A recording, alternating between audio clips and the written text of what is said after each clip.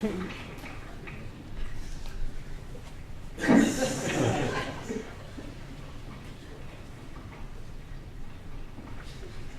so hopefully I'm going to be demonstrating a ferrofluid, which is a kind of magnetic liquid. So it's basically an oil which has lots of magnetic nanoparticles in it. And we should, if it works, see some interesting things.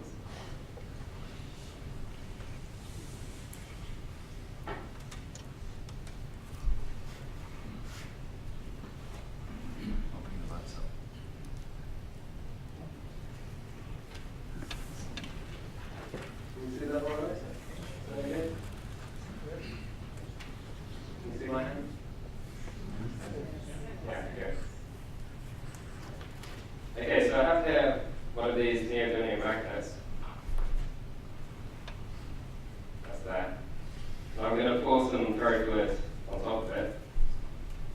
And we should see some kind of weird spiky shapes. This stains really badly, so I have to put on these gloves.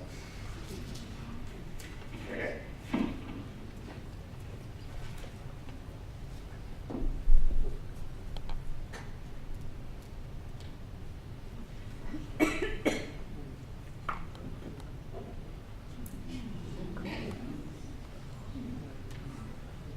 That's more. This stuff is also really expensive.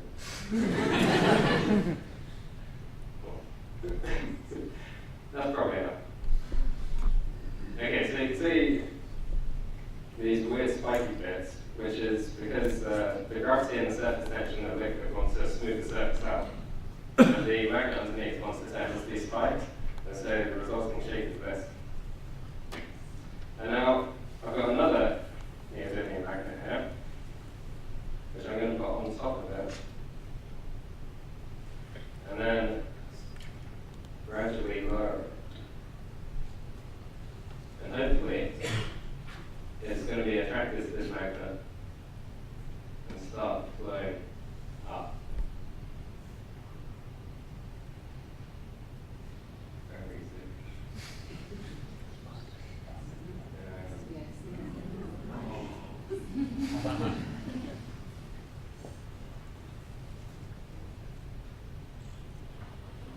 If I move it back up again, see we've got one of these spiky shapes on the top like that as well.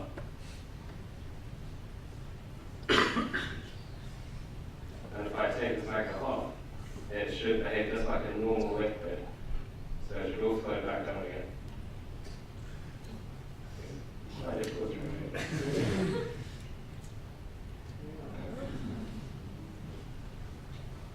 So there we have it. That's all electron spins aligning to the magnetic field.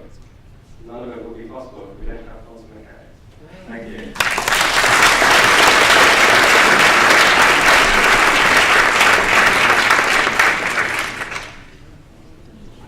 Thank you very much, Anthony. Next time any of you start messing around with magnets, I'm sure you'll kind of, well actually you won't now, hopefully. Kind of, you'll remember that poor young chap. But next up, hopefully, I've got the list right, we have David. So are we ready to go? Hopefully. So can I have a warm round of applause please for David.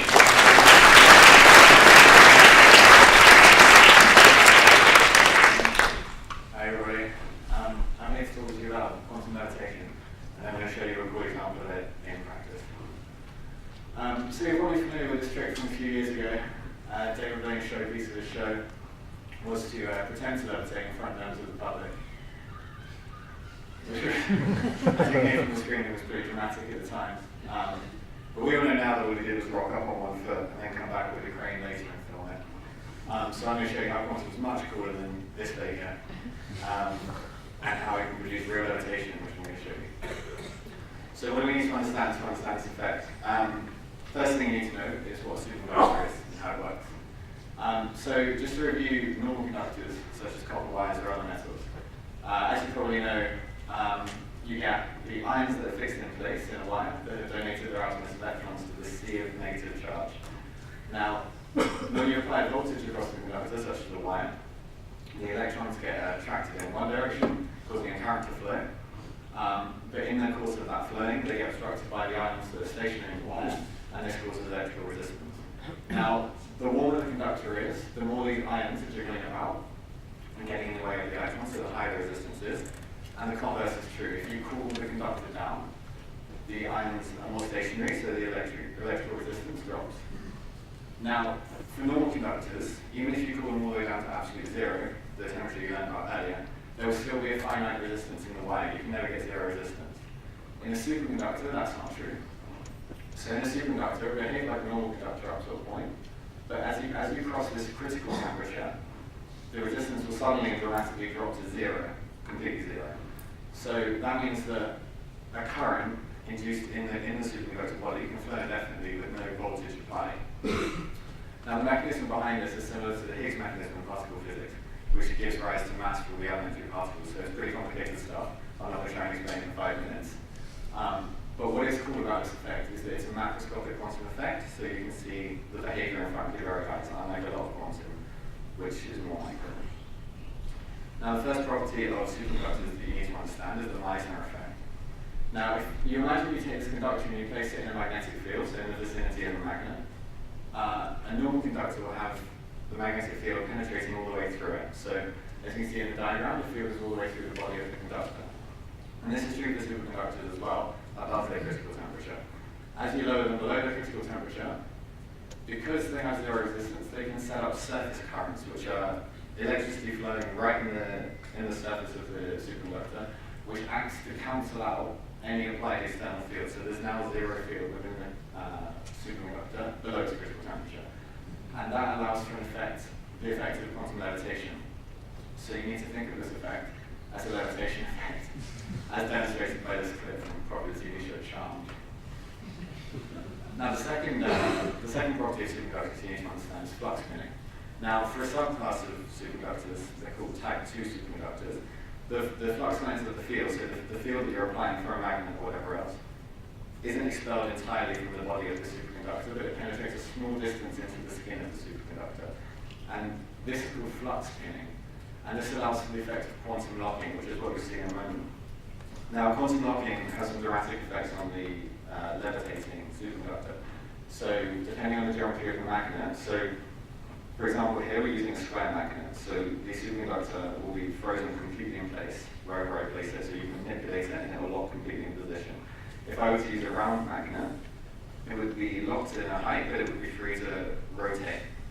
So you should think of this effect as the breakdancing effect. This man is spinning on a circular magnet.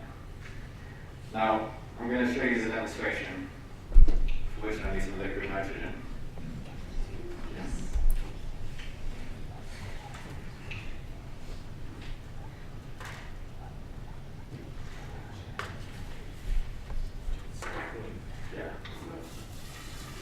So we're pouring liquid nitrogen onto this superconductor to cool it below its critical temperature. Now, I've had mixed results in practice, so you might just have to bear with me a little bit.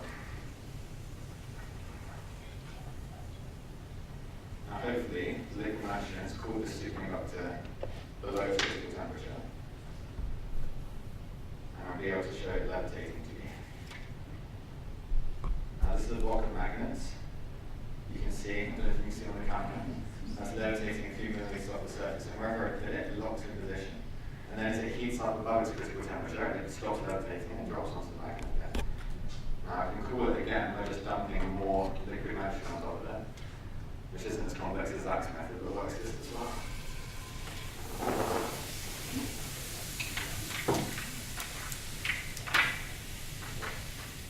And shift over again. This is why I'm thinking about mixed results.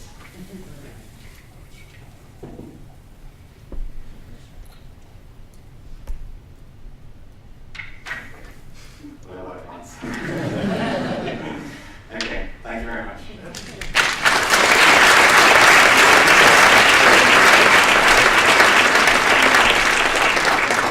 Thank you very much, David.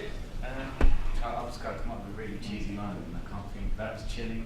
It's terrible, but anyway, I need to get this out of the way due to health and safety. Actually, I have been warned. So I need to get that there. I should have worn the gloves really. Next up, we have a world premiere. So I would like to introduce Max, who, well, I'll let him introduce it, but this is the first time this will have ever been seen. So a warm round of applause, please, for Max.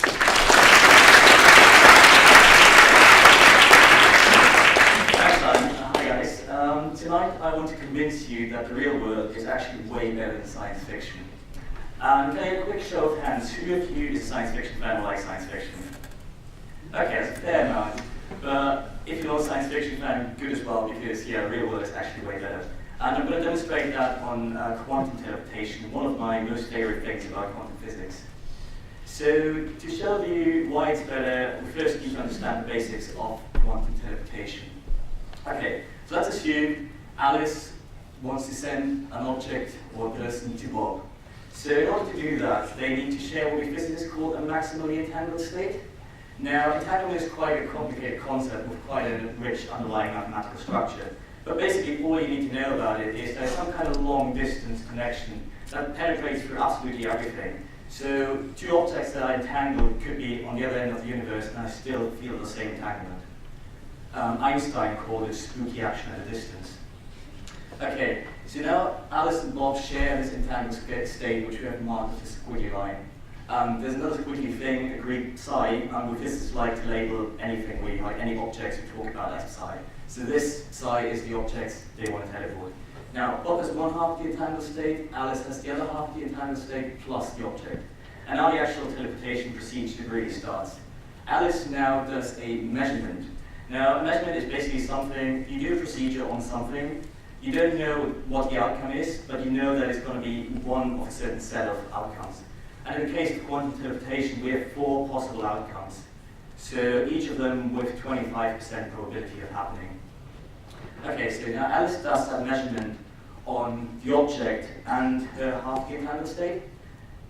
Now I've labeled those by 0, 1, 2, 3. Again, it doesn't really matter what exactly they are, but it is something we can distinguish in the lab, and each happens with 25% probability. And now the real magic happens. So Bob, Alice calls Bob and tells him which of those outcomes she got. So let's say Alice got outcome 1 in her lab. She now tells Bob that on the phone and says, Bob, look, I've got outcome 1. And Bob does an according procedure, which I've labeled here as A. Again, it doesn't really matter what it is, but I can tell you it's a really simple procedure that can be done experimentally in the lab. And in case of 0, what I've labeled as 0, he's even lucky, he doesn't have to do anything. And once he's done that, he actually has the state that, or the object that Alice initially had outside.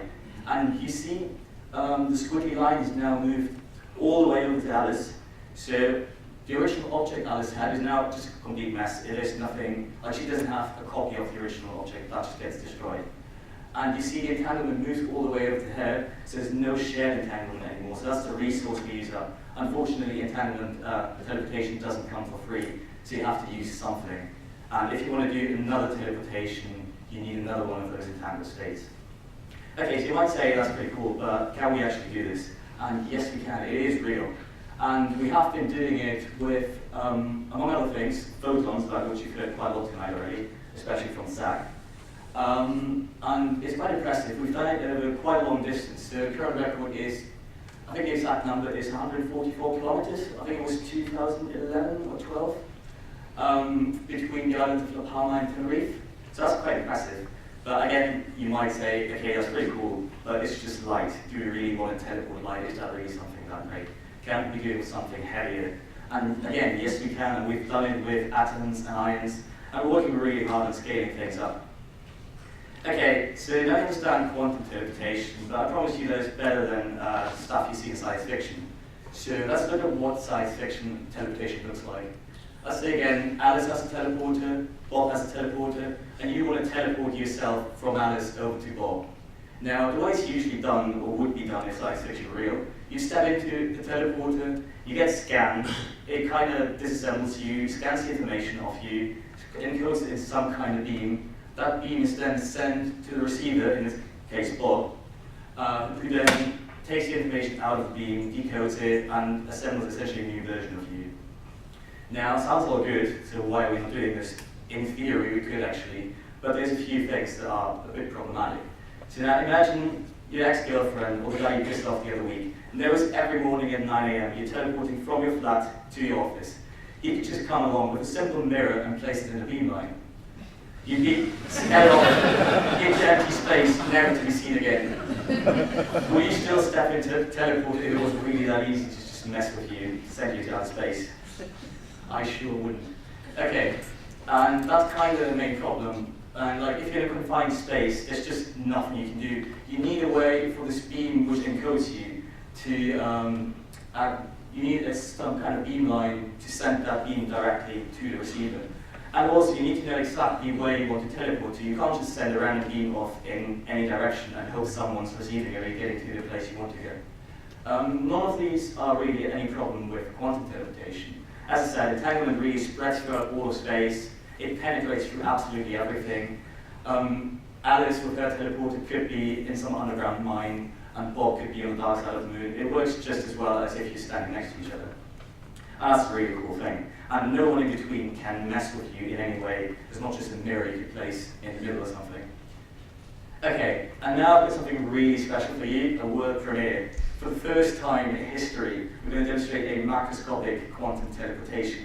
And for this, I would like to ask my friends Alice and Bob onto the stage. Yeah, you can.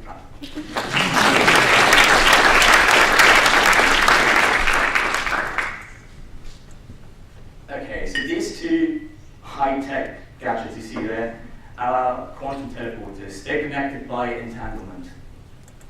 Now, yes, are you ready? Yeah, sorry. Cool. Okay, just remember the procedure I showed you earlier. Alice wants to teleport her cup to Bob. She can now place it into the teleporter. And those two teleporters, as I said, are connected by entanglement, and the cup is that squiggly inside I mentioned earlier, so what we had there is inside. You now see the cup is in Alice's teleporter. And I think the other teleporter has some technical issues in there. We're fixing it. Yeah. Don't look. Yeah. It's all high-tech stuff. These things can happen. Yeah, that's experimental physics. And that's one of the reasons why you're not teleporting to your office every morning yet.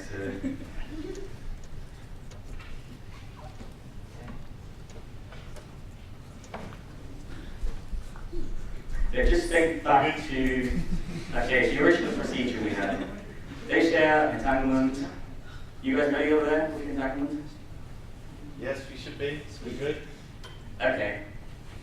Alice has the object in her teleporter. Alice now does a measurement on the entangled state and the object. Alice, could you please? There you go. Well, it is now in some kind of quantum limbo. So it's not quite on the other side, but it's not quite here anymore. Okay, Alice, can you now please call Bob and tell him which outcome you got? Hello, Bob. Sup? I got outcome number 2. All right. Okay, Bob now does the according procedure to whatever it is for 2. And something's not happening. It has happened. Okay, interpretation. I'll be taking orders after the show. It is there. No, it is, yeah. Okay, so, well, you're half there and half there now. So you can yeah, again, that's why we're not teleporting you from, I don't know, to your holiday or whatever.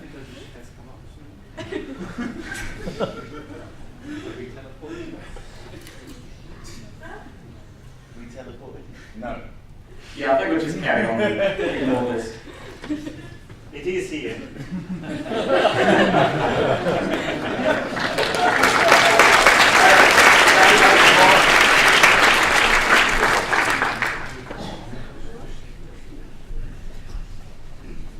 So yeah, I hope you're amazed by how quantum teleportation works now. And yeah, just to summarize, it is not just flat science fiction, and it can be done, and if it really works, as it does with atoms or whatever, like small stuff, it is really better than things science fiction authors came up with in the past. Yeah, we've done it with individual particles, but we are working hard on actually making these things happen, not the way you just saw it. So maybe some of us will still be alive when we actually have levitation as an everyday thing. Thanks.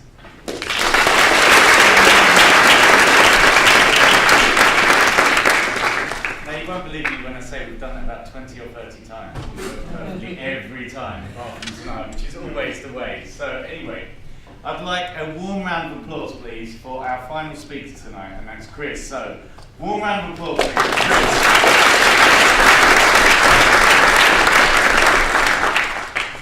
Right. Now that is a transistor. It's basically just an electronic switch. It's one of the most important inventions of the last century. The reason for that is we can make them quite small. And we can make quite a lot of them. And that builds all the computer chips that are in all of our modern electronic devices. Obviously they're great for making cheesy animations or sending funny pictures of cats to friends. But often in scientific research we want to use computers to model how nature works at a fundamental level. And it's when we're trying to do this that we often find a problem with computers, and that's that physics is complicated, as you can see. And it turns out that we have just any more than a few handful of particles. The equations that we need to solve to understand how they work, it's basically just not feasible, even on the world's fastest supercomputers. In fact, it'll probably take about the age of the universe. Quite a long time.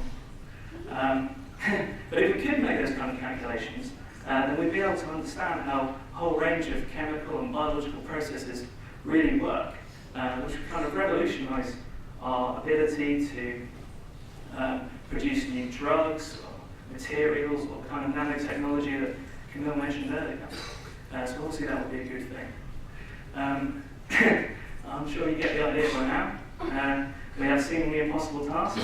We've got the word quantum before it. Everything's solved. So a quantum computer is going to be a computer that uses the strange properties of quantum mechanics to do a new type of computing, one which will hopefully help us.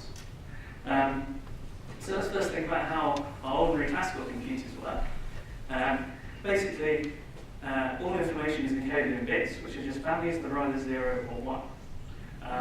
And then a computer looks like this. Hopefully. It's a box. And basically we put a collection of bits in as an input, and we get a collection of bits out, and that's the output. Now this particular computer that we're going to think about is a not particularly impressive is it 5 computer, which you give it an input and it tells you whether it's 5 or not. So this input corresponds to the number 2, and 0 corresponds to the word no, because 2 is not 5. Now, how would we do this classically then? Is basically we just put any random input in here, and we just wait until we find a 1 here, which would mean that we found 5. Now, obviously, if this wasn't 5, this was 5 trillion. That's going to take an awfully long time. So let's see whether quantum mechanics can help us. Hint, it can. Basically, in quantum mechanics, systems can exist in what's called a superposition, which is a strange kind of phenomenon whereby systems can exist in multiple different physical states, all somehow at the same time. So if you write something down like that, which kind of means that the system is partly 0 and partly 1 at the same time. And we call these things quantum bits or qubits. So now let's say we have 3 of these qubits as the input to our computer, and they're all in a superposition. We find that what we get is this big superposition of all the possible 3-bit inputs we could have had. So now when we put this through our computer, we get our superposition of all the possible outputs. So that's great, because there's our 1, and there's our 5. And we've done it all in one step. Sadly, physics is complicated, so there's a catch. Basically, although these superpositions can exist in nature, when we actually come try and look at them, we destroy it, and we just get 0 or 1. So, if we actually want to look at the output of our quantum computer, it just collapses all down to one input, one output, and that's just the same case we had before. So how you do this properly is some clever stuff. Basically, we're going to use the entanglement that Max mentioned earlier to somehow manipulate the superposition and somehow kind of suck out these zeros and leave us just with this one state, which gives us our answer.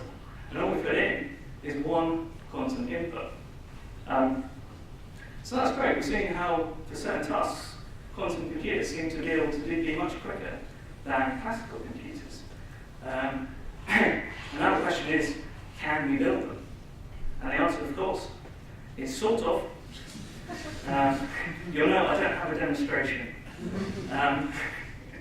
And here are just a few of the ways that we've already tried to build them, and we've made lots of progress, but mostly on small scales. So what we're really looking for is the kind of equivalent of the transistor, something that we can easily build and scale up these devices so that the kind of ideas can become a practical reality.